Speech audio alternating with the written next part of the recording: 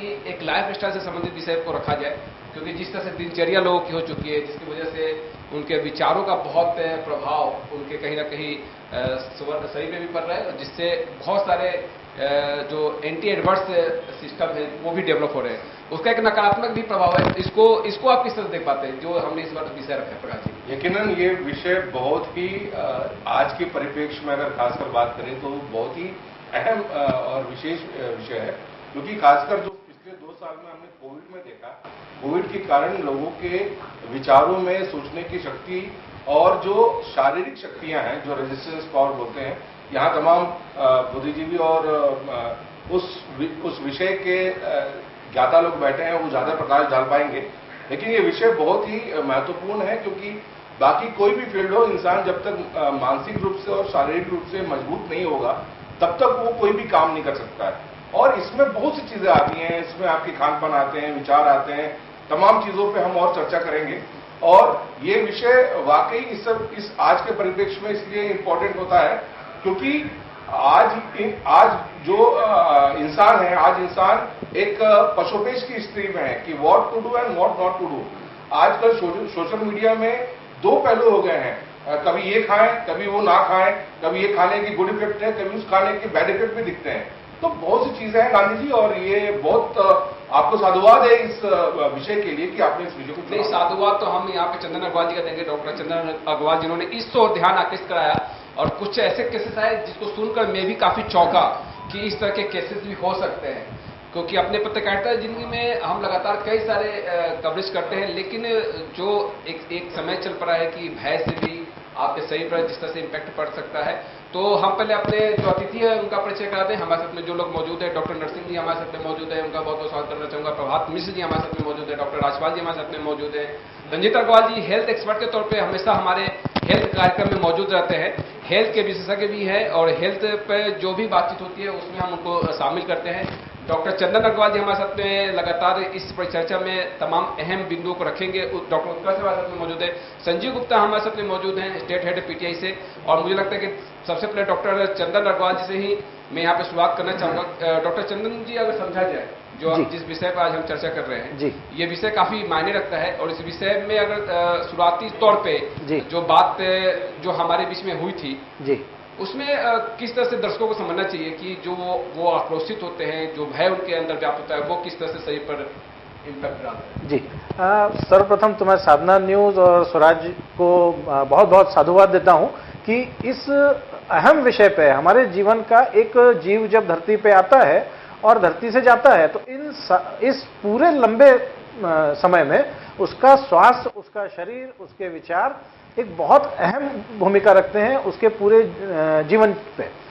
क्योंकि हमने देखा है कि कोई व्यक्ति धरती पे आया, उस समय उसकी स्थिति क्या थी यह बहुत महत्वपूर्ण नहीं है, जब वो धरती से जाता है तब उसकी स्थिति क्या है यह उसके जीवन में सबसे ज्यादा महत्वपूर्ण भूमिका निभाती है। हमको ये देखते हैं कि ये विचार ही हैं जो हमको कहीं किसी भी स्थिति में, किसी भी पोजीशन पर, किसी भी प्रोग्रेस के रास्ते पर हमको ले जा सकती है, या हमको कहीं पर भी नीचे भी गिरा सकती है। तो इसी संदर्भ में जैसे कि आपने पूछा कि विचार हमारे शरीर को कैसे प्रभावित करते हैं, तो संजीव जी से अभी तुरंत में हाल ही में चर्चा हो रही थी कि जैसा अन्न वैसा मन, और जैसा मन वैसे विचार।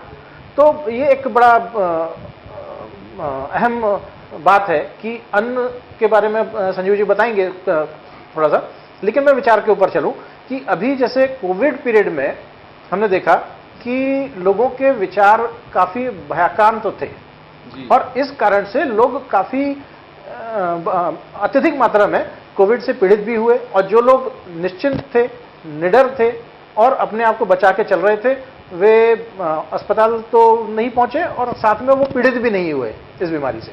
जी, तो संजीव गुप्ता जी, जो बात आप कह रहे थे, जैसा अन्न वैसा मन, तो जी ये काफी, लेकिन आज के समय में आप देखिए कि युवा पीढ़ी तो बहुत ज्यादा जंक फूड खाने में विश्वास करता है, पिज्जा बर्गर उनको खाना पसंद है।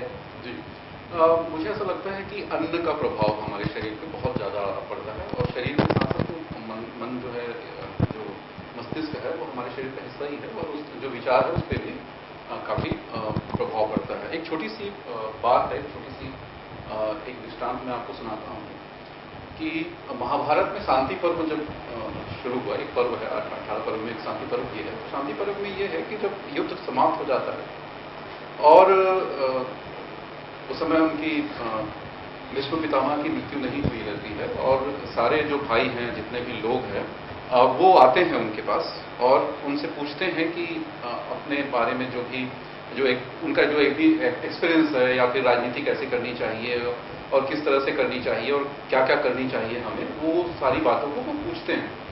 तो जब भीष्म पितामह अपनी बातें बताते रहते हैं तो सरसैया में लेटे रहते हैं, पूरी तरह से वो तीर से और जो पूरा शरीर उनका विधा हुआ रहता है और वो सोए हुए रहते हैं, बाणों से बीच में उसमें लेटे हुए रहते हैं। तो अपनी बातें बताते रहते हैं। तो वो बहुत सारे धर्म की बातें बताते हैं, कर्म की बातें बताते हैं, राजनीति की बातें बताते हैं। इसी समय बड़ा द्रौपदी बहुत व्याकुल होती है और कहती है कि भीष्म पितामह आप इतनी बड़ी बड़ी बातें कर रहे हैं और जब मेरा चीर हरण किया जा रहा था, मेरे कपड़े को दुशासन द्वारा खींचा जा रहा था, मुझे भरी सभा में नग्न करने की कोशिश की जा रही थी, तब आप कहाँ थे? तब आप इस तरह की जो बड़ी बड़ी बातें कर रहे हैं वो नहीं कर पाए। तो भीष्म पितामह एक बहुत बड़ी बात कहते हैं, उस दर्शकों को सुनना चाहिए, हमारे साथ सभी लोगों को सुनना चाहिए कि भीष्म पितामह कहते हैं कि बेटा मैं उस समय दुर्योधन का दिया हुआ अन्न खाता था और मेरे विचार उसी की तरह, उसके अन्न के द्वारा जो अन्न दिया जाता था, मेरे विचार उसी की तरह थे।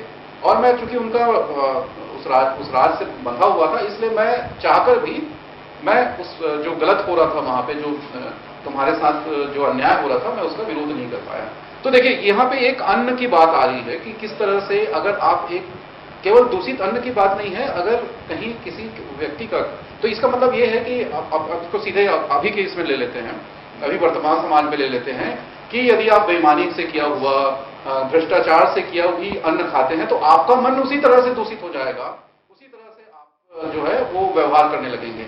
तो अन्न का हमारे शरीर में किस तरह से प्रभाव पड़ता है, ये अभी से नहीं, महाभारत काल से, मुझे ऐसा लगता है कि उससे पहले भी ये सारी चीजें चली आ रही है। बस उसे हमें हमारे धर्म ग्रंथों से, हमारे जो उपनिषद है और तमाम तरह की जो चीजें हैं जो वैज्ञानिक आधार पर लिखी गई हैं, उनसे हमें लेना है और उसे ग्रहण करना है। तो मुझे ऐसा लगता है कि उससे हमारा जीवन और ज्यादा बेहतर हो सकेगा। जी, और मुझे लगता है कि आपने जो प्रसंग रखा महाभारत को काफी मेहनत है। रंजीत अग्रवाल जी, चूंकि आप हेल्थ को बहुत नजदीक से देखते हैं, आपके तमाम प्रैक्टिस में जो आपने देखा सामाजिक जीवन में, कभी इस तरह स्थिति आई क्या कि कोई किसी व्यक्ति के ऊपर उसके विचारों का बहुत नकारात्मक प्रभाव?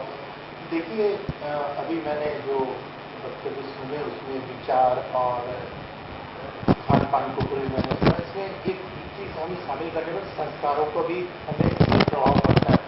इसका साधारण हम उदाहरण दें तो कोविड के कार्यकाल में हम 2021 से 20 से हम लेके देखें, पहले 2020 से पहले एक परिवार संयुक्त परिवार नहीं था, पिछड़ा हुआ परिवार था। सब अपने अपने काम में लगे हुए रहते थे, कोई अपनी व्यथा किसी को सुना नहीं पाते थे, सुन नहीं पाते थे। और इससे क्या होता है, एक मानसिक आदमी की सोच बदल जाती थी, क्या करूं नहीं करूं, किससे करूं नहीं करूं।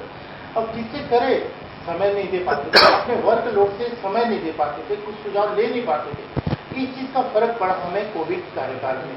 2 साल हम कोविड में सुने, उसमें एक चीज अच्छी नहीं, भारत सरकार के माध्यम से हम पुरानी अगर संस्कृति को हम देखें तो रामायण महाभारत जो दिखाया गया, आने वाली ये जो युवा पीढ़ी है, इससे बहुत कुछ फर्क पड़ा है। संस्कृति, विचार, आदान प्रदान, परिवार के समृद्ध परिवार जो हम रहते हैं उससे फर्क पड़ता है। और हेल्थ तो एक ऐसा परिपाटी हो गई है, हेल्थ में फर्क इसलिए पड़ता है कि जन्म लेने के पहले ही हम उसको दवाइयों से शुरुआत कर देते हैं। गर्भ में रहता है तभी से हम उसकी दवाइयाँ शुरू कर देते हैं, आखिरी मरण तक उसको दवाई से उसके शरीर चलन होती है। खान पान से दूर कर देते हैं, पहले दवाई से ही शुरुआत होती है। तो कहीं ना कहीं उससे मानसिक तौर पर उसको फर्क पड़ता है आज की जनरेशन में। तो इसमें हमें इस पर विचार करने की आवश्यकता है। जी जी, डॉक्टर राजपाल, क्योंकि जिस तरह से हम चर्चा को आगे बढ़ा रहे हैं, आपके प्रैक्टिस में कुछ ऐसे केसेस? जी, एक्चुअली विचारों का जो प्रभाव है, जो आज हमारा टॉपिक है, तो विचारों का शरीर पे बहुत प्रभाव पड़ता है। बिकॉज जो विचार हैं वही हमारे शरीर के अंदर न्यूरोट्रांसमीटर जिनको हम बोलते हैं, एक प्रकार के केमिकल होते हैं जो रिलीज करते हैं, और वो जो केमिकल्स रहते हैं वो ही हमारे शरीर में डर, क्रोध, ये भावनाएं लेकर आते हैं। या कहें कि ये दोनों जो है न्यूरोट्रांसमीटर्स और भावनाएं हमारे शरीर के जो फिजियोलॉजिकल फंक्शंस है, या जिनको हम बोल सकते हैं कि जो कार्य करने का फंक्शंस हैं उसमें डिफरेंस ले आते हैं। इवन अगर अब माने, मैंने मेरी प्रैक्टिस में ये तक देखा कि ऐसे ऐसे पेशेंट्स जिनको ऐसी जटिल बीमारियां, सोरासिस, शायद आप लोग उससे वाकिफ होंगे, एक ऐसी बीमारी जिसमें पेशेंट की स्किन जो है उसमें एक्सफोलिएशन शुरू हो जाता है और चमड़ी दर बदर निकलती जाती है। जब उसके गूढ़ रहस्य, उसकी पूरी केस टेकिंग, उससे गहराई में गए तो विचार जब समझ में आए तो उस व्यक्ति के अंदर बहुत क्रोध भरा था, बहुत डर भरा था, और स्पेशली वो हम बोलते हैं उसका IPR, इंटरपर्सनल रिलेशनशिप जो थी खुद के परिवार के साथ, खुद के परिवारजनों के साथ बहुत खराब। और जब उस गहराई में जाकर दवाइयां दी गई, होम्योपैथिक दवाइयां जो है वो व्यक्ति के न्यूरोट्रांसमीटर तक करेक्ट करती हैं और उससे आए चेंजेस तक को करेक्ट करती हैं, और वो पेशेंट जो सोरासिस, जो एलोपैथिक स्टेरॉइड से रिस्पॉन्ड नहीं कर रहा था, वो होम्योपैथी से रिस्पॉन्ड करने लगा। तो ये एक मतलब एक प्रूफ है कि जो विचार है वो शरीर पे किस प्रकार नकारात्मक प्रभाव डालते हैं। और इसीलिए पॉजिटिव और निगेटिव को बहुत व्याख्या की गई है प्रभात जी, शास्त्रों में अगर देखा जाए।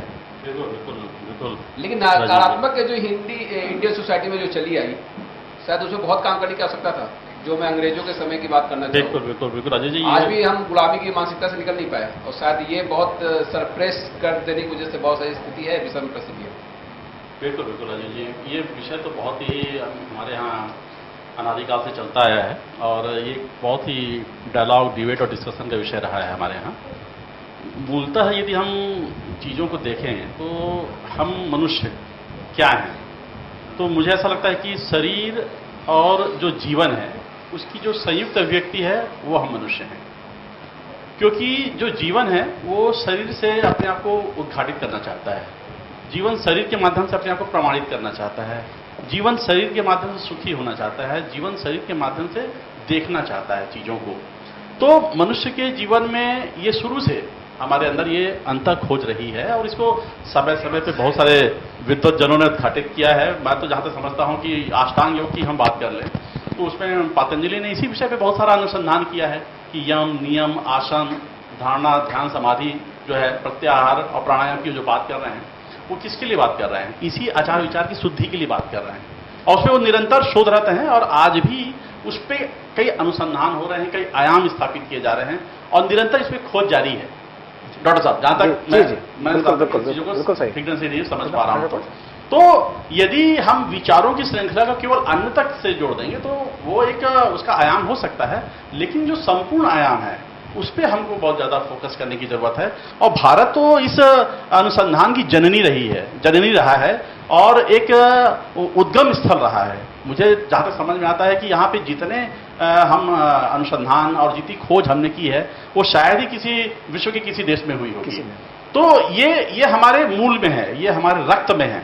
और मैं जहां तक समझता हूं कि यदि हम कणाद का वैशेषिक दर्शन देखें, भारत का नाट्य शास्त्र देखें और बहुत सारे हम दर्शन को देखें तो उसमें क्या बात कही गई है, इसी की तो बात कही गई है कि हमें अपने आचार और विचार को अपनी जीवन शैली से कैसे शुद्ध रखना है, और उसके नित्य नए सोपान भी हैं। और उन सोपानों में हम जब जाते हैं तो अपने आप को हम पाते हैं कि हम उन सोपानों में यदि हम जाते हैं तो हम अपने जीवन के आचार विचार को बहुत अच्छे से शुद्ध और परिष्कृत कर सकते हैं। एक पश्चिम आइडियोलॉजी है और एक हमारी पूर्व की आइडियोलॉजी है, तो पूर्व की व्याख्या तो स्वयं पे फोकस करने की है।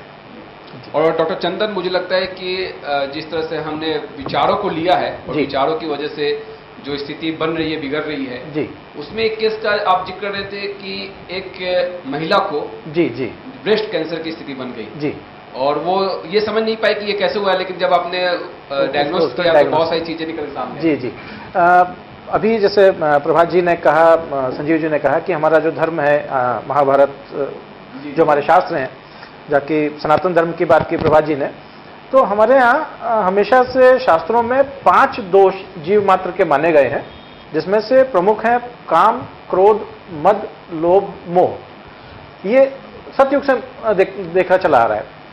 अभी कलयुग आते आते इसमें 2 दोष और जुड़ गए, भय और ईर्ष्या। तब दोष हो गए कुल 7, काम, क्रोध, मद, लोभ, मोह, भय और ईर्ष्या। ये जो 7 दोष हैं लगभग सभी जीवों में समान रूप से विद्यमान है। जब भी इनमें से किसी एक दोष की अधिकता हो जाती है तो वह दोष हमारे शरीर में कुछ ना कुछ विकार पैदा करता है अपने विचारों के अनुसार। अर्थात अगर जैसे आपने ब्रेस्ट कैंसर वाली बात की, तो मेरे पास पिछले साल जून में कोविड का समय चल रहा था। जून में एक महिला आई जिनको ब्रेस्ट में करीब करीब 3.5 सेंटीमीटर से बड़ी एक गठान थी और काफ़ी गर्म भी थी, लाल थी, पेनफुल थी। उसे समझ में तो आ रहा था कि ये मैलिग्नेंट हो सकती है। जब उसको हमने जांच कराया तो रेडियोलॉजिस्ट ने भी डाउट क्रिएट किया कि इसमें मैलिग्नेंसी हो सकती है। अब इस मैलिग्नेंसी के साथ में उन्होंने और एडवाइस कर दिया कि एक एफएनएसी यानी बायोप्सी होनी चाहिए। तो वो महिला जो थी परिचित नहीं, काफ़ी डरी हुई थी। तो उन्होंने डॉक्टर साहब बायोप्सी नहीं कराएंगे। मैंने कहा अच्छा ठीक है, आप अपन कोशिश करते हैं 15 दिन में अगर इसका दर्द और लालपन कम हो गया तो हम बायोप्सी नहीं कराएंगे, अदरवाइज आपको कराना पड़ेगा और इसको आगे डॉक्टर्स को दिखाना पड़ेगा।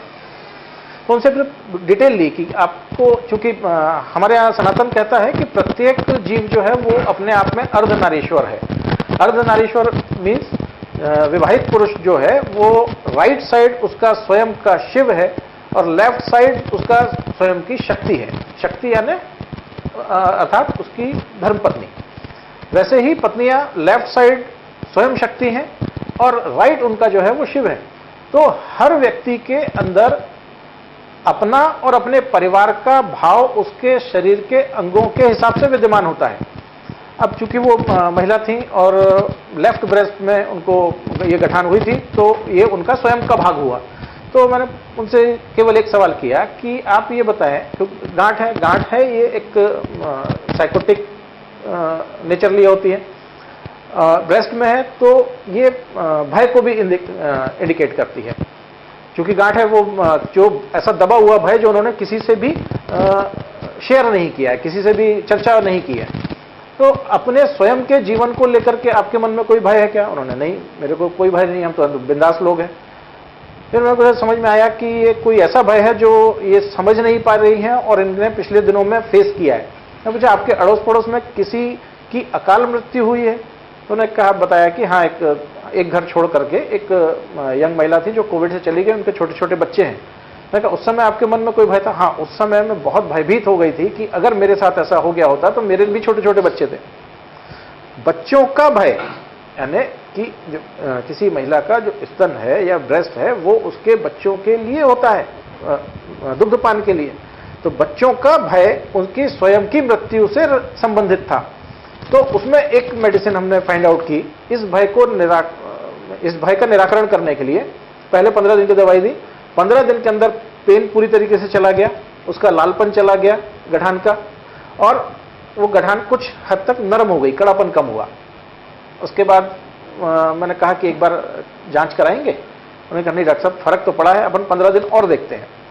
15 दिन और मैंने दवाई दी। लगभग 15 दिन के बाद में वो गठान लेस देन हाफ हो गई, आधे से भी कम हो गई, और लगभग 3 माह में पूरी तरीके से गठान ठीक हो गई। उसके बाद उन्होंने जांच कराई कि नहीं कराई, लेकिन उनसे मेरी मुलाकात काफ़ी लंबे समय के बाद हुई। उन्होंने दोनों हाथ जोड़ करके नमस्कार किया, बोले भाई साहब आपने बचा लिया। मैंने कहा मैंने नहीं, बचाने वाला सिर्फ ईश्वर है, मैंने अपने ज्ञान का उपयोग किया है मात्र। अगर समझा जाए कि उनके आसपास जो हैपनिंग चल रही है जी, वो काफी मायने रखती है उनकी लाइफ में चल जी, रही है। जी। रंजीत जी, एलोपैथी में क्या इस तरह की बात होती है, क्या जिक्र होता है क्या?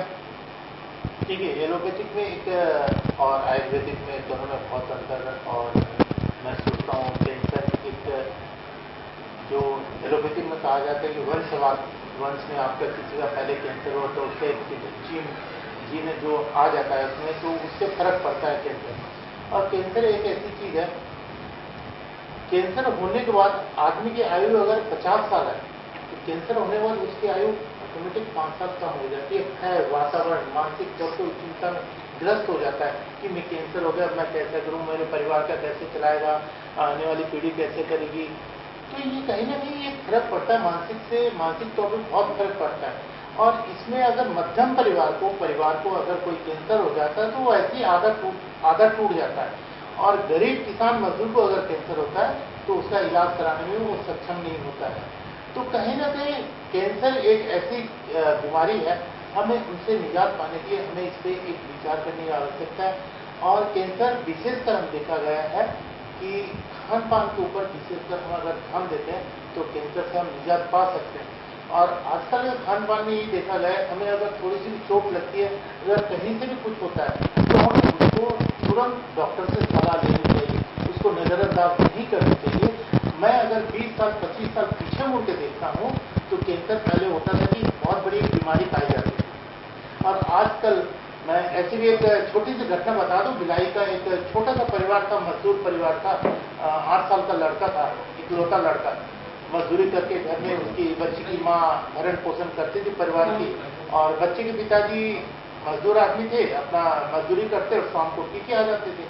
तो घर का परिवार का भरण पोषण उसकी माँ करती थी, और बच्चा ले देके स्कूल में पढ़ता था। खेलते खेलते स्कूल में खेलते खेलते मैदान में फुटबॉल खेलते खेलते पत्थर में ठोकर लग के वो गिर गए, और गिरने से उसके पैर की हड्डी टूट गई। तो गरीब होने के चलते उसने क्या किया, एक प्राथमिक उपचार केंद्र में जाके अपना पट्टा बांधते हैं, हड्डी टूटती है तो पट्टा बांधने के बाद जो पट्टा डॉक्टर से जो बांधना चाहिए वो पट्टा नहीं बनने के कारण वो पट्टा इतना टाइट बंधा कि वो 1 महीने बाद जब उसको इलाज के लिए खोला जाता है और एक्सरे करते हैं तो उसमें कैंसर का उत्पादन हो चुका होता है। तो पहले की और बीमारी और अभी की बीमारी ये अंतर है। अभी अगर हम कहीं भी अगर चोट लगती है, कुछ भी होती है, तो हमको तुरंत इस पे डॉक्टर से सलाह लेनी चाहिए, क्योंकि अभी विषाणु की बात हो रही थी और कैंसर होने के पीछे की वजह कुछ यहाँ पे डॉक्टर चंदन अग्रवाल ने रखा। एक बात और, क्योंकि मिलावट बहुत ज्यादा हो रहा है। मैं वही बता रहा हूँ। आजकल हम खान पान में हम अगर देखते हैं तो हल्दी में देखे किसका केमिकल मिलावट हो रहा है। वही बोल रहा हूँ मैं। आप सब्जी, कोई भी सब्जी ले लीजिए, उसमें केमिकल मिलेगा, और जो व्यक्ति मिला रहा है उसका भी तो एक नकारात्मक विचार होगा। नहीं, नकारात्मक विचार हम उत्पादन करें, बड़ी बड़ी मल्टी स्पेशलिटी कंपनी उसको प्रोवाइड, जैसे हम चावल देखते हैं कि खेत में इतना एकड़ में इतना धान होना चाहिए, हम केमिकल डालते हैं तो धान का उत्पादन ज्यादा हो जाता है। तो उस लोभ माया में वो केमिकल डाल के उसका उत्पादन ज्यादा करता है, तो कहीं ना कहीं वो साइड इफेक्ट होता है। मैं यहाँ रायपुर की बात कर लेता हूँ।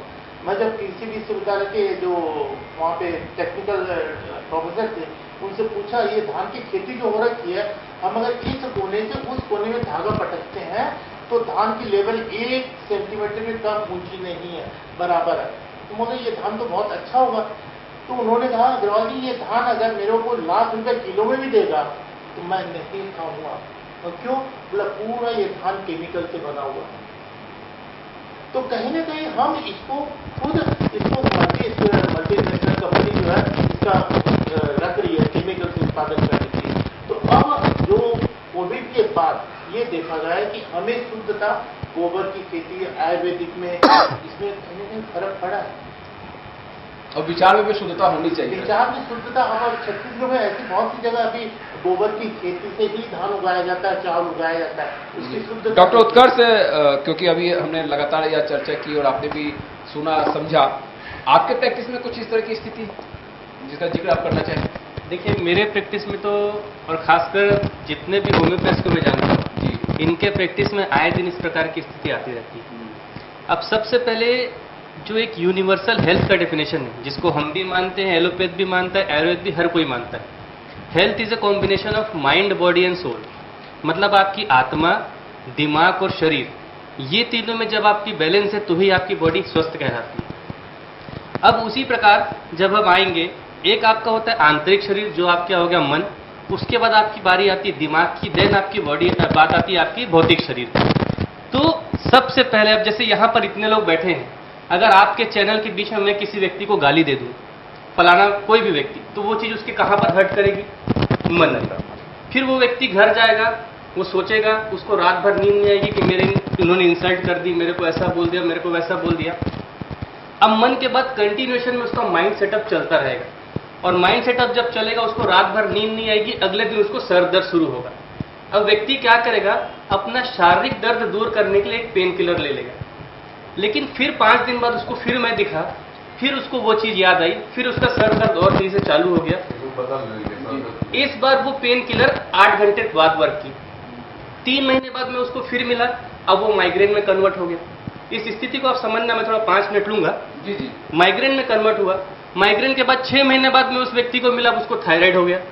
साल भर बाद में उस व्यक्ति को मिला, उसको शुगर हो गया।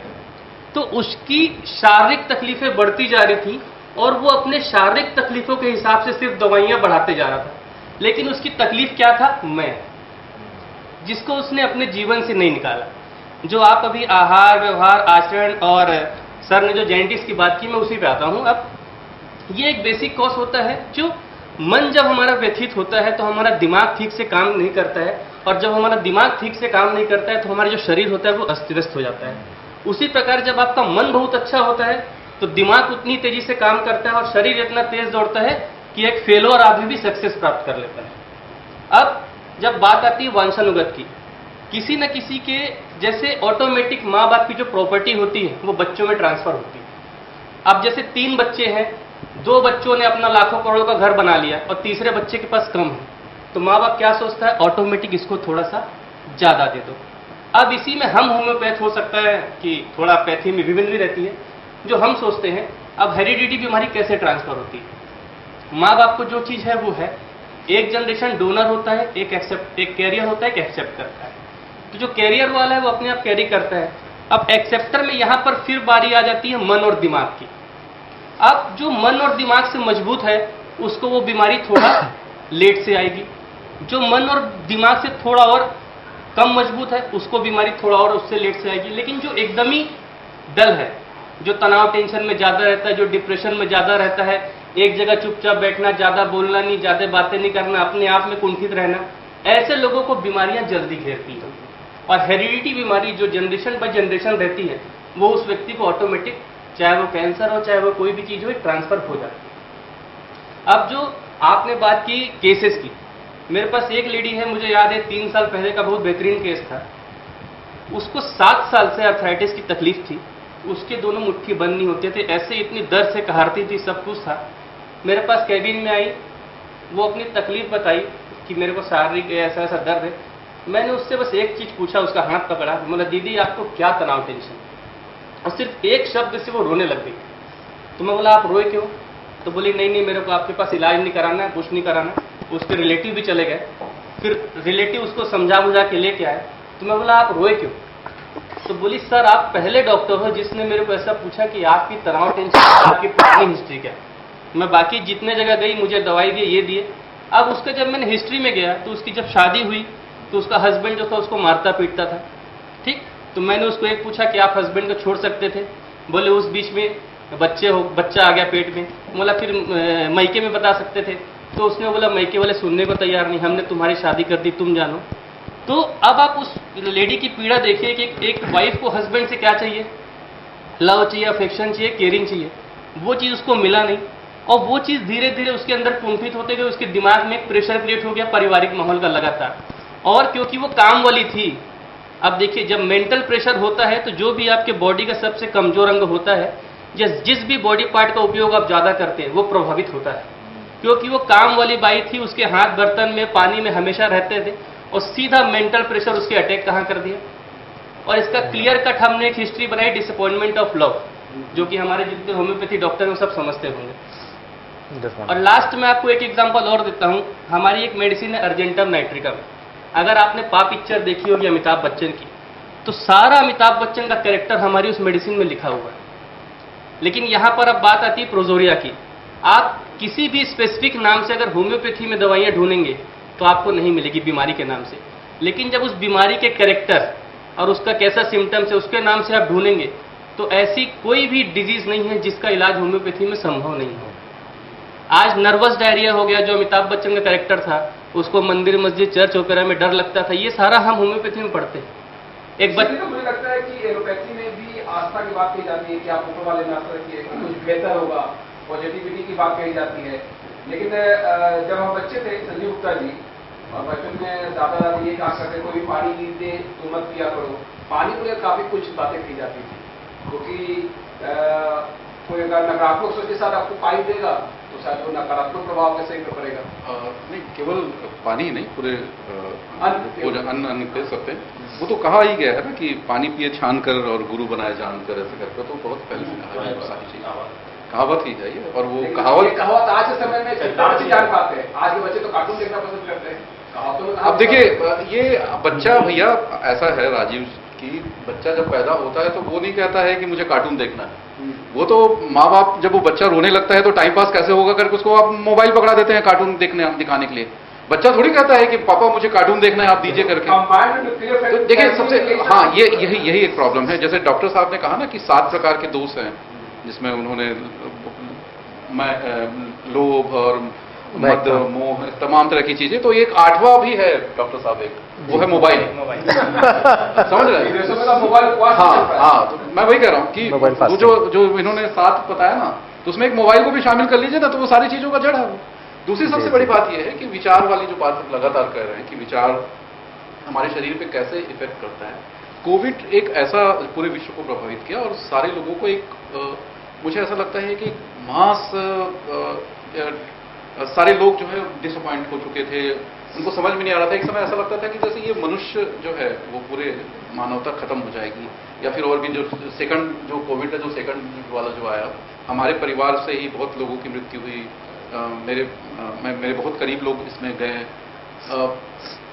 मैं अपना ही उदाहरण दे रहा हूँ। मैं तो डॉक्टर नहीं हूँ, मेरे पास कोई मरीज आते नहीं है, तो मैं अपना ही उदाहरण दे सकता हूँ।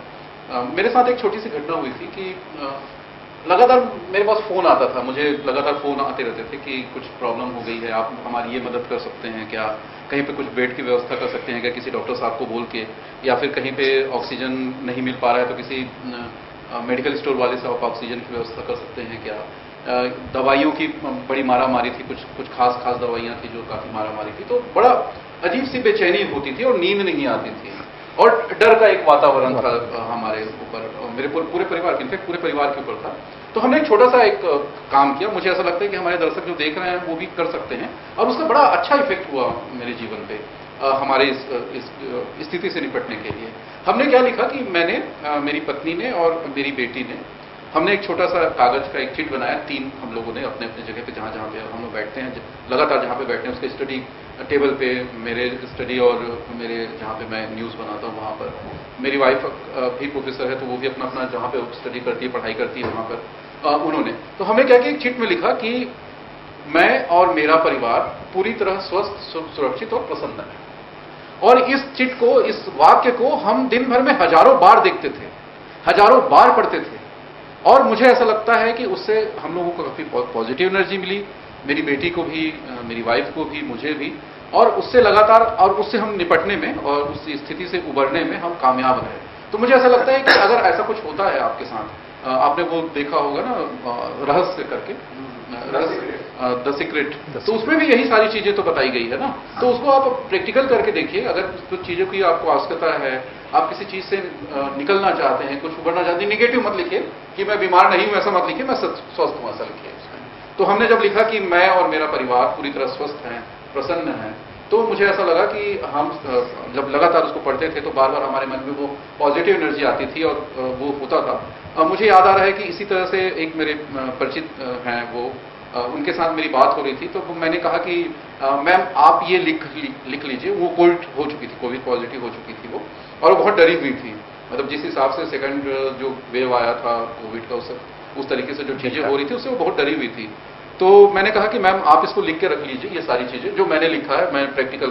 तो उन्होंने वो चीज लिखा, और वो दवाई तो ले ही रही थी, दवाई भी ले रही थी, और बाद में जब वो कोविड से उबर गई तो मुझे उन्होंने धन्यवाद दिया और फोन किया। उन्होंने कहा कि ये वाक्य मैं जो है अपने जहां पे मैं सोई रहती थी पलंग पे, वहां पे मैंने चिपका लिया था कि मैं पूरी तरह स्वस्थ और प्रसन्न हूं, ऐसे करके, और उससे उसको निपटने में, उससे गुजरने में बहुत ज्यादा वो काफी मायने रखता है। दिमाग को लगातार क्या फिट करता है।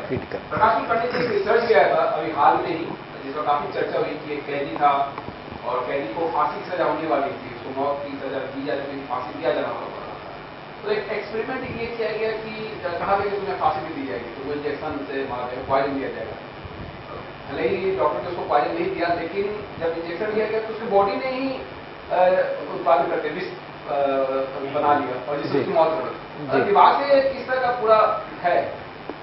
देखिए, आपने बहुत ही सटीक विषय इस समय आपने उठाया, जिस पे चर्चा बहुत जरूरी है, और मुझे लगता है कि इन विषयों को सरकारों को भी पाठ्यक्रम में लाना चाहिए, क्योंकि आपका सर्वांगीण विकास तभी होगा जब आपका मस्तिष्क आपके कंट्रोल में रहेगा। योग शास्त्र में शुरुआत से ही बताया गया है कि आपका शरीर तब तक आपके वश में है तब जब तक आपका मस्तिष्क आपके कंट्रोल में है। तो ये बिल्कुल आपने सही बात की। और जितने भी मोटिवेशनल स्पीकर्स हैं, जितने भी मोटिवेशनल किताबें लिखी गई हैं, संजीव जी ने आकर्षण का सिद्धांत जो law of attraction, the secret जो स्टोरी की बात की, उसमें भी यही बताया गया है। इवन लाहिड़ी महाशय के बारे में शायद आपने सुना होगा, और महाअवतार बाबा और आत्मानंद की एक ऑटोबायोग्राफी भी है, अवेलेबल है, सब लोग पढ़ सकते हैं। मैंने कोविड में भी बहुत अध्ययन किया था। संजीव जी जो जिस चीज पर फोकस कर रहे थे और जो गांधी जी ने जो बात उठाई, वो दोनों लगभग सेम है। आपका अगर आप साइकोलॉजिकल फिट है, आप साइकोलॉजिकली अगर सही हैं, तो डॉक्टर्स इस पे ज्यादा रोशनी डालेंगे। तो हम अपने दिमाग को एक इंडिकेशन भेजते हैं कि yes I am strong, I can do it, मैं ये कर सकता हूं। मैं ऐसा कोई भी काम है जो मैं दुनिया में नहीं है जो मैं नहीं कर सकता हूं। तो नहीं वाले जो वर्ड हैं उन्हें हटा के और सकारात्मक शब्दों को अगर हम अपने मस्तिष्क में डालते हैं, जो आपने गांधी जी कैदी वाली जो बात कही, बिल्कुल वो अपनी सोच, उसकी सोच ने उसे मार दिया, बजाय कि उस इंजेक्शन ने। इंजेक्शन में तो कुछ था ही नहीं। ऐसी बहुत सी स्टोरीज हैं। मैं उत्कर्ष त्रिवेदी जी को बहुत करीब से जानता हूं, क्योंकि मैं उनका एक पेशेंट भी रहा हूं। इन्होंने मुझे बहुत अच्छी बात कही थी। इन्होंने कोविड में सैकड़ों पेशेंट्स का बिना मास्क पहने इलाज किया है। मैंने इनका इंटरव्यू लिया था और मुझे बड़ा अच्छा लगा उस समय कि वो इंटरव्यू को लोगों ने पसंद किया, क्योंकि उसमें एक ही चीज थी। इन्होंने एक ही चीज पे फोकस किया कि द फियर कॉजेज डेथ। इन्होंने जो बात कही उसका वो भी इंगित होती है जो गांधी जी आपने बात की कि मस्तिष्क पे, अगर हमारा मस्तिष्क पे कंट्रोल है तो हम हर चीज पे कंट्रोल कर सकते हैं। जो उन्होंने वो श्रमिक की बात कही, जो बाई की बात बताई कि काम वाली जो डिप्रेशन, उसका जो असर पड़ा किस पे पड़ा। योग में यही कहा गया है, जितने भी ऋषि मुनि रहे हैं, सन्यासी रहे हैं, उन्होंने यही कहा है, अल्पाहार। वो लोग तो 2.5 घंटे की नींद में पूरा एनर्जी गेन करते थे। तो ये आपने जो ये बात की, बहुत ही मुझे लगता है कि इस चर्चा की सबसे अहम बात यही है कि what we will think we will be like that only. तो हम जो सोचेंगे हमारे साथ होना वही है। इतनी परेशानियां आई कोविड में पूरी दुनिया में। हम कभी हमारी जनरेशन में, हम सबकी जनरेशन ये नहीं सोचा कि हम कैद हो जाएंगे। हम गांव से निकले लोग हैं, गांव में हमने बड़े बड़ी बाड़े देखते हैं, बड़ा आंगन, बड़ा घर। शहर में आते हैं लिमिटेड, मतलब 2 BHK, 3 BHK, 4 BHK, maximum duplex, maximum bungalow, maximum penthouse में हम कैद हो जाते हैं। लेकिन उसके बाद भी जब वैश्विक महामारी के कारण हम उस पिंजरे से भी निकल नहीं पाए, तो वो जो व्याधि थी, वो जो प्रॉब्लम थी, उसने अटैक किया मस्तिष्क को, जो विषय आपने उठाया। तो ये वाकई मस्तिष्क पे कंट्रोल करना आज की सबसे बड़ी जरूरत है। मुझे लगता है कि सरकारों को पाठ्यक्रम में इस पे ध्यान देना चाहिए। बहुत सारी चीजें हैं। सिर्फ मैं एक लाइन लूंगा जो आपने कहा था, और संजीव जी ने उसमें बड़े अच्छा पॉइंट कि कार्टून कैरेक्टर्स, हमने वो बीज डाला है बच्चों के दिमाग में, बच्चों ने नहीं डाला है। इसका मतलब अगर हमारी फाउंडेशन मजबूत होगी, पाठ्यक्रम मजबूत होगा, तो बट नेचुरल है। जापान आगे क्यों है? छोटा सा राष्ट्र है, मॉडलिंग के समाज। बिल्कुल बिल्कुल बिल्कुल सही कहा। जी जी प्रभात जी, पाठ्यक्रम तो ठीक है, बदलाव हो चुका है, पाठ्यक्रम में बहुत सारी चीजों को शामिल किया गया है, लेकिन वही बात आती है कि हमको जो बेस है वो किस तरह से तैयार करना है। और देखिए कॉलोनिज्म की बात की, न्यू कॉलोनिज्म की बात की, क्योंकि आप देखिए मेंटेलिटी भी आज लोगों की स्फूर्ति दिया गई। पहले हम बहुत बड़े आते रहते थे, 2 आंगन हुआ करता था, फिर 1 आंगन हुआ, फिर हमने बाउंड्री में बांधा अपने आप को, फिर हम फ्लैट नुमा इमारत में रहना शुरू किए। आपको लगता है कि ये सब सारी चीजें एक संकुचितता की तरफ बढ़ाता है? बिल्कुल बिल्कुल बिल्कुल सही बोल रहे हैं आप राजू जी। अब मुझे ऐसा लगता है कि हर उस व्यक्ति को और हर उस सभ्यता को अपने मूल जो उसकी जड़ है उसे जुड़े रहने की आवश्यकता इस समय महसूस हो रही है।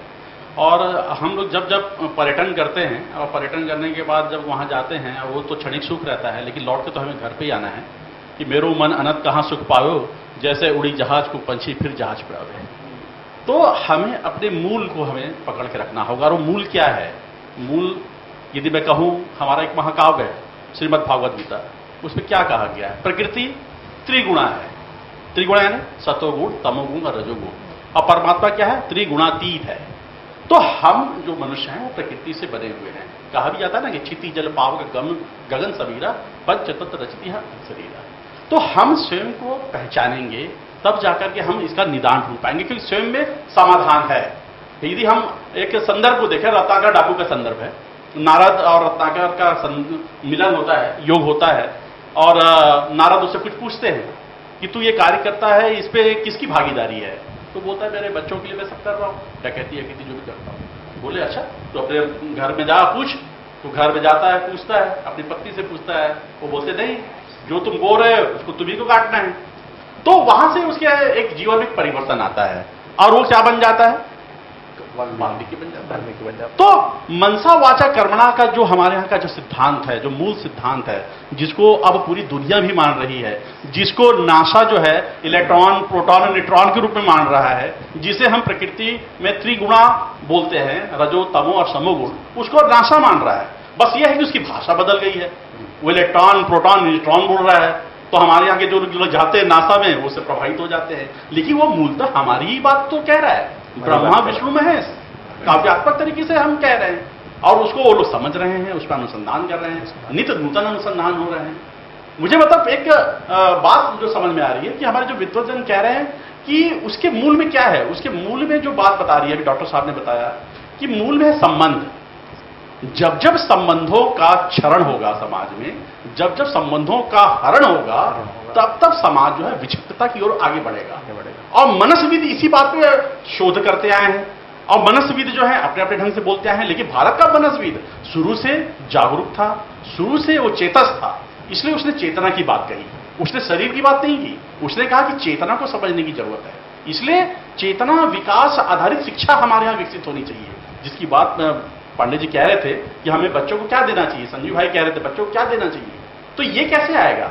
ये आएगा शिक्षा के माध्यम से।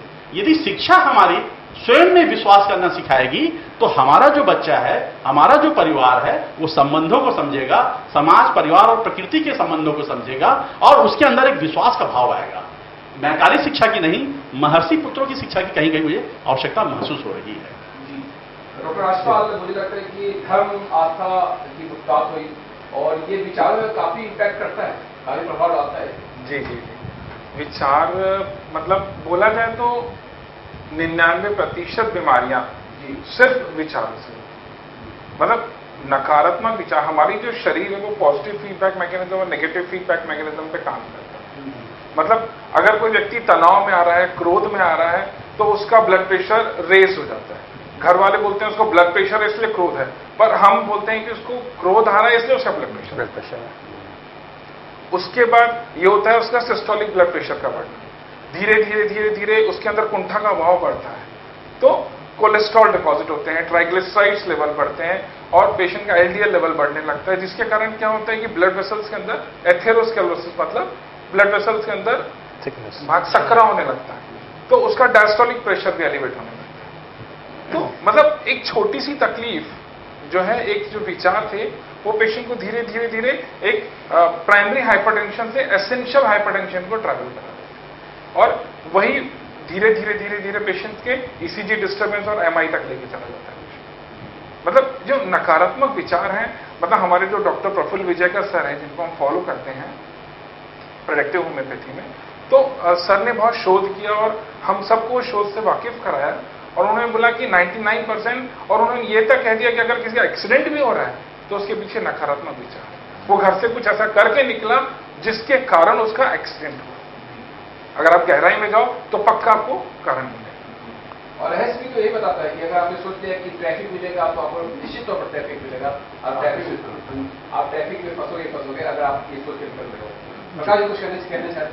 मैं वही कहना चाह रहा था कि ये इतनी सार्थक चर्चा हो रही है। कई बार होता है कि हम कुछ बहुत अच्छी बात करते हैं, तो देखिए हमारे रोंगटे खड़े होते हैं। वो क्या है? वो जो मुझे नहीं लगता कि वो कौन से हार्मोन्स सीक्रेट हो रहे हैं और क्या हो रहा है, वो बायोलॉजिकल टर्म से डॉक्टर साहब बताएंगे, लेकिन ये विचार से ही उत्पन्न होता है। तो जितने अच्छे विचार उतना, और जब हम ऊर्जावान आजकल ईगो भी बहुत होने लगा है लोगों में। ईगो देखिए, ईगो का गांधी जी, ईगो भी डिपेंड करता है विचारों पे। लोग एक इंग्लिश में एक वर्ड है एटीट्यूड, लोग कहते हैं कि इसमें बहुत एटीट्यूड आ गया, पर असल बात अगर उसको उसकी डेफिनेशन पे जाए तो एटीट्यूड मीन्स नजरिया। सकारात्मक है तो पॉजिटिव है एटीट्यूड, और नकारात्मक है, कुछ ऐड करना चाहिए। नकारात्मक है तो उसका रिजल्ट नकारात्मक ही आएगा। हमारे नोबेल प्राइज विनर है हमारे भारत के रविन्द्रनाथ टैगोर, जिन्हें 1913 में साहित्य का नोबेल पुरस्कार मिला था। जब उन्होंने पहली पाठशाला खोली कलकत्ता में, जिसे अब शांति निकेतन कहा जाता है, तो वो जीवन की प्रथम पाठशाला थी। लेकिन उस जीवन की प्रथम पाठशाला में जब उन्होंने प्रक्रिया बनाई कि भाई यहाँ पे आप लोग आइए, प्रवेश लीजिए, तो कोई भी पालक तैयार नहीं हुआ। वो पालक तैयार हुए जो अपने यहाँ बच्चों को नटखट और उससे निजात पाना चाहते थे। उन्होंने उसे स्कूल में भेज दिया कि जा भैया तुम वहां जा, पढ़ो, जैसा भी है वो टैगोर जी संभालेंगे तुमको। तो देखने में आया कि जब वो रविन्द्रनाथ टैगोर वहां पे जब क्लास ले रहे थे तो कुछ लोग पेड़ पे चढ़े हुए थे, कुछ लोग पुस्तक पलट रहे थे। तो वो पालक आए, बोले ये क्या मजाक बना रखा है आपने, शिक्षा का तो आपने कबाड़ा कर दिया आपने, हमने यहाँ भेजा था पढ़ने के लिए, ये देखिए बच्चे क्या कर रहे हैं। बोले बच्चे सही कर रहे हैं, यही जीवन है। वो जो चढ़ रहे हैं पेड़ पे वही वास्तव में शिक्षा का मर्म समझ रहे हैं, और ये जो पलटे पलट रहे हैं ये शिक्षा का मर्म नहीं समझ पा रहे हैं। मुझे इन पे दया आ रही है।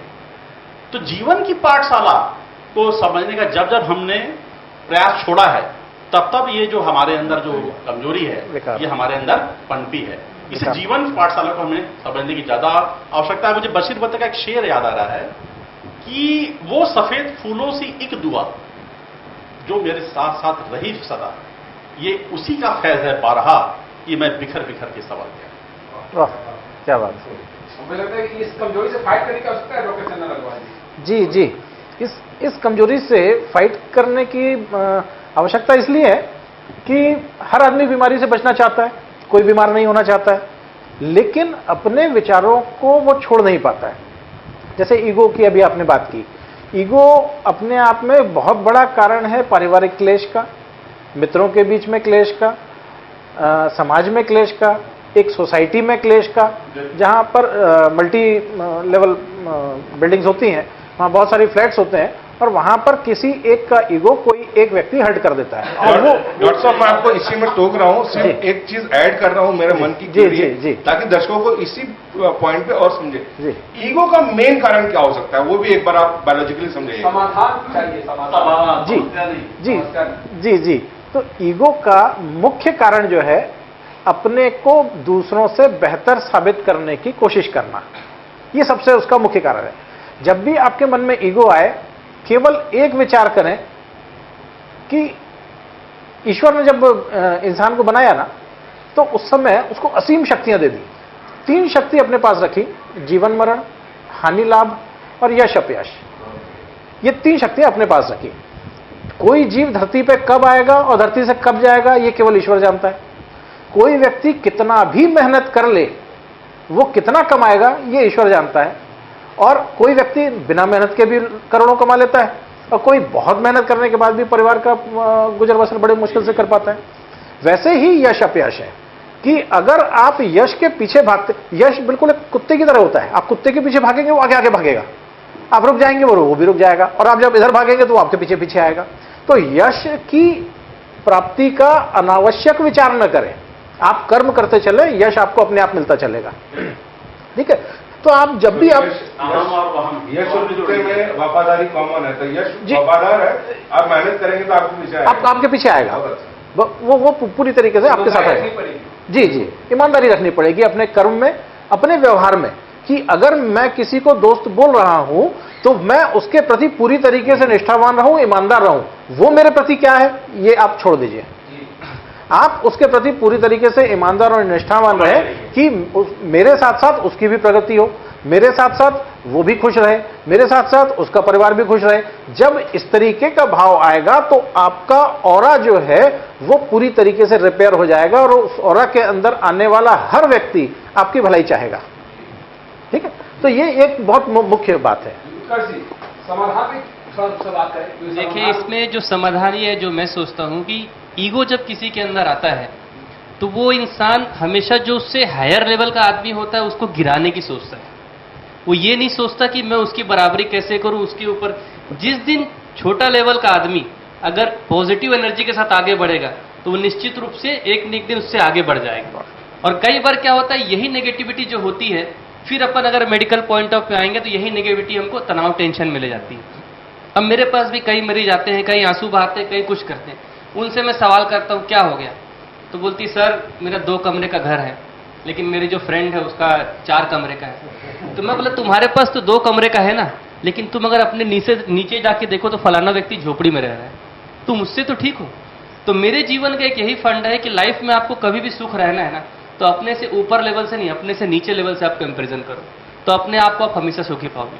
और एक जो बात चल रही थी कोविड की, जो प्रकाश सर ने कहा, मैं उस पर एक छोटा सा पॉइंट बोलना चाहूंगा कि हमने सुनी सुनाई बातों पर ज्यादा, जैसे जो मेंटल फोकस किया कि कोरोना छूने से होता है, कोरोना छींकने से होता है, कोरोना खांसने से होता है, लेकिन प्रैक्टिकली हमने इसको आजमाया नहीं। मैं आज भी, भाई सर भी आए थे, मैं उस समय भी तैयार था कि आप एक पॉजिटिव व्यक्ति को 10 के टच में लाओ, उन 10 का टेस्ट कराओ, उन 10 में से छूने के बाद कितने पॉजिटिव आते हैं, कितने नेगेटिव आते हैं, वो रेशियो हमको पता लगेगा। लेकिन ये किसी भी गवर्नमेंट ने एक्सपेरिमेंट नहीं किया।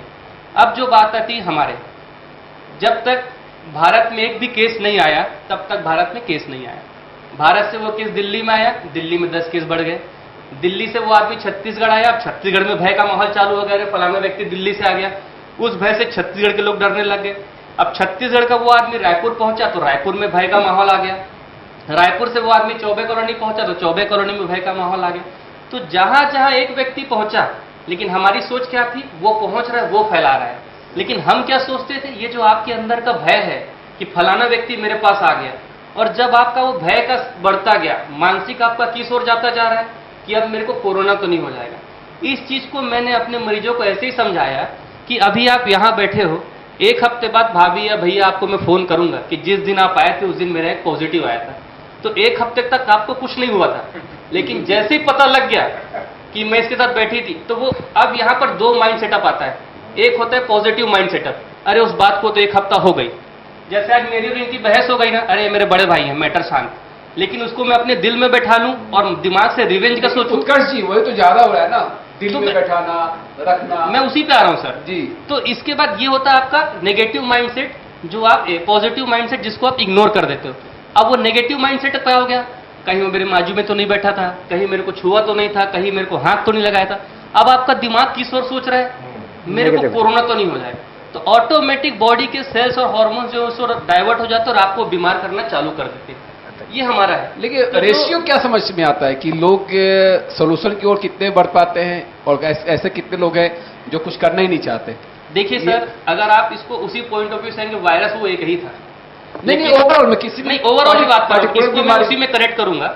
वायरस वो एक ही था, लेकिन उसमें सब व्यक्तियों में अलग अलग इफेक्ट दिखाया। किसी के बहुत ज्यादा सांस फूली, कोई आधे घंटे में मरा, कोई 24 घंटे में मरा, कोई 40 दिन में मरा, किसी को कुछ नहीं हुआ। तो जिसकी जैसी मेंटल कैपेसिटी और जैसी जिसकी इंटरनल कैपेसिटी, वैसा वो अप्रोच होता है। और यही फंडा लाइफ में काम आता है कि ईश्वर ने शरीर सबको दिया है, जैसे जिसका दिमाग, जैसा जिसका दिल, उसी के अप्रोच से वो आगे बढ़ता है। समझ करूंगा संजय गुप्ता जी से।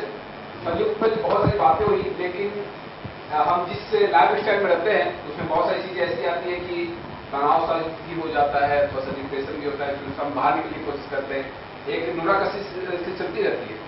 देखिए राजीव, ये तो सही बात है कि लगातार हम दिन भर की अपनी दिनचर्या में ही ये सारी चीज़ों को शामिल करते हैं। हमारे यहाँ जो बड़े बुजुर्ग हैं, जो हम लोगों को जिनसे हम लोगों को संस्कार जो है वो डाइवर्ट हुआ है, एक पीढ़ी से दूसरे पीढ़ी तक जो संस्कार जो है, इसलिए तो कहते हैं ना कि बड़े बुजुर्गों से संस्कार मिलता है, हम और आप उतना अच्छा नहीं दे पाते हैं। तो हमारे यहाँ बड़े बुजुर्गों में और पिछले पुराने समय से क्या है कि आप सुबह उठिए, ब्रह्म मुहूर्त में जागने की बातें होती थी, फिर वो अपने हिसाब से अपने कुछ अपने जैसे एक्सरसाइज वगैरह जो आप करते हैं वो कर लीजिए, फिर सुबह सुबह उठ जाइए और नियमित रूप से वो अध्ययन ध्यान करिए, पूजा पाठ करिए, जैसे रामायण का पाठ कर लीजिए या फिर भगवत गीता पढ़ लीजिए। दूसरे धर्म के लोग अपनी और भी किताबें को पढ़ सकते हैं। हमने क्या किया है कि जो हमारे जो धर्म ग्रंथ है उसको पढ़ने की चीजें नहीं बना के हमने पूजा करने की चीज बना दी उसको, कि भैया हम सामने में रख लेते हैं गीता को, उसमें अगरबत्ती दिखा देते हैं, रामचरितमानस को हम रख लेते हैं, उसमें अगरबत्ती दिखा देते हैं, लेकिन उसको खोल के पढ़ते नहीं है। अब पढ़ भी लेते हैं तो वो बस जस्ट ऐसे ही कि पढ़ लिए, हाँ उसमें क्या लिखा है क्या नहीं है। हम तो प्रतीक पूजक लोग हैं, प्रतीकों की पूजा करते हैं और जो उसके द्वारा जो किया गया जो चीज है वही करते हैं। सरकारें भी वही कर रही है, राम वन गमन और तमाम तरह की चीजें बनाई जा रही है। आप राम के बताए हुए मार्ग पर चलेंगे, क्या चलेंगे कि वहां पे जाके आप तमाम तरह की तीर्थ यात्रा करेंगे, लेकिन राम भगवान ने जो जीवन जो अपने दिया है वो क्यों नहीं कर रहे? दलित नेताओं के प्रतिमाएं लखनऊ में बहुत सारे देखेंगे जब वहां पे सपा। अरे भैया प्रतिमा नेताओं पर क्या उनके बारे में लोग समझे क्या? प्रतिमा राजीव दलितों के घर में भोजन कर लेने से और दलित नेताओं की प्रतिमा बना लेने से वो सारी चीजें अगर हो जाए, नहीं वो तो स्वाभाविक सी बात है। हम लोग तो राजीव, अब भारत का तो प्रत्येक व्यक्ति राजनीति से जुड़ा हुआ व्यक्ति है, तो मुझे ऐसा लगता है कि वो दलितों के घर में भोजन कर लेने से या दलित नेताओं की प्रतिमा बनाने से दलितों को उत्थान हो जाता, तो अभी तक तो कोई भी दलित जो है अभी तक परेशानी में नहीं रहता। रखनी चाहिए। और जिस तरह से ईमानदारी की जो बात है, निश्चित तौर पर ईमानदार रही, अपने आप में भी ईमानदार रही, स्वयं के लिए भी, अपने पैसे के लिए, अपने समाज के लिए भी। एक समय तो ऐसा भी था हमारे देश में कि पहले लोग यदि बीमार पड़ते थे ना,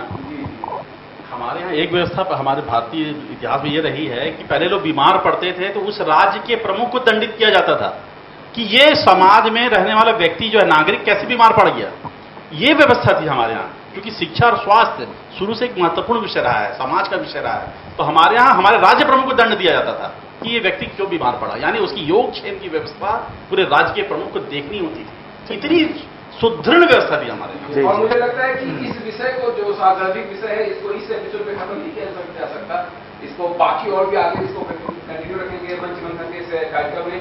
मैं आप सभी का बहुत बहुत धन्यवाद करना चाहूंगा खास चर्चा में शामिल होने के लिए। संजीव जी आपका, राजपाल जी आपका, नरसिंह जी आपका, प्रभात जी आपका, प्रकाश मंडाना जी आपका, जी आपका, उत्तर जी आपका, और साथ ही डॉक्टर चंदन अग्रवाल जिन्होंने इसमें रूपरेखा तैयार की। आप सभी का मैं बहुत बहुत धन्यवाद करूंगा इस खास चर्चा में शामिल होने के लिए। सावधानी में खबरों का सिलसिला जारी रहेगा। Thank you.